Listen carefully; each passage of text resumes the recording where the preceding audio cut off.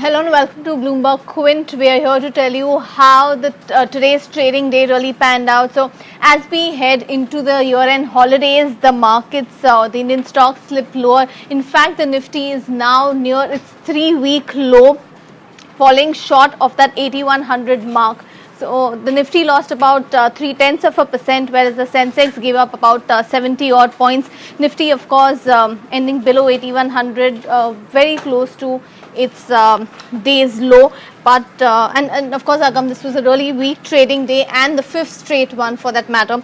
But bucking the trend was the IT index. So IT stocks were seeing gaining some strength on the back of weakness in rupee, which is of course led by the strength that the dollar continues to see. So for the rupee, it was the sixth straight session, for the IT index, it was the sixth straight session of gains, where the index actually closed in green. So the Indian currency now back above 68 versus the US dollar, again a 2-week low there also. So the currency and the equity markets, both places, we are seeing 2 and 3 week lows.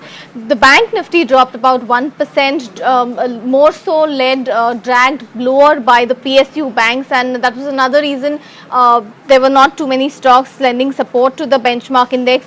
That brings me to the BQ poll of the day question. We had asked where the Nifty bank futures are headed, given that they were seeing some large accumulation in open interest. 50% said below 18,000, 18% said above 18,500, and the remaining 32% said that they expected it to remain range bound. But Agam, is that what we also saw with respect to the index futures? Sure, so based on the kind of movements we saw, it is something that a lot of traders might suspect.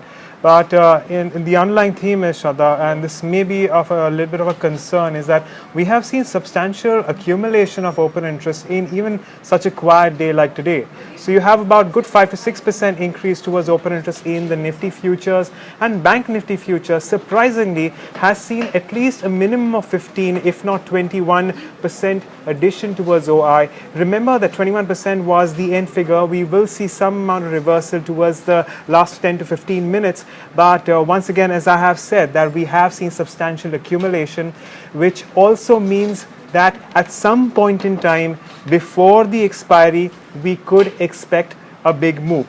Now, you know what? All the traders in the market currently are expecting no moves whatsoever, because these are the final 2 weeks of December, and we have a relative lack of participation from the foreign institutional investors. But we also have to remember that well, all said and done, we're still looking at expiry, and there will be a lot of traders taking in positions out there in anticipation of what's going to happen in January, which is something that a lot of these traders will have to be wary of. And this is reflected in the OI figures today. So that is something that I'd like to point out in the F&O market. Let's also take a look at what's happened in the options market today. We have seen just about an increase in the 8100 call. That is it. So here, as you can see, marked by this blue bar, we've seen an increase. Otherwise, it's been fairly silent in the options market. That brings me to the maximum open interest distribution. That remains in the 8000 put and the 8300 call, which also gives you a rough sense of where the Nifty is going to be between for until the next expiry. But that is what we have so far as the options market is concerned. All right. If we look at how some of the Nifty members really did well, Idea Cellular and banks, which you can clearly see as a pack, was actually driving the Nifty index lower. So Idea lost over 4%, whereas you have Yes Bank, State Bank of India, Bank of Baroda, ICICI Bank. So your host of banks which are actually dragging the index lower, all of them losing about 2%. On the other hand, you also had Aurobindo Pharma, which gave up about 3.5% on reports of its Unit 1 getting a Form 483 observations post a US FDA inspection.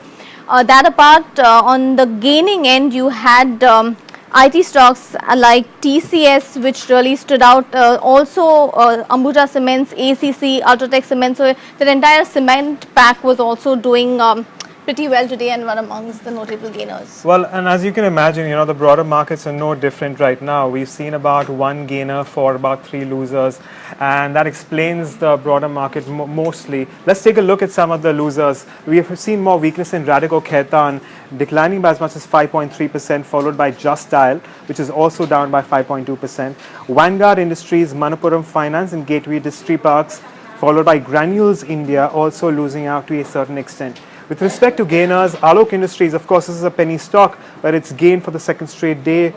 Edelweiss Financial has once again gained substantially, up 8.9%, followed by Swan Energy, always making large plays. This is one of those most usual stocks.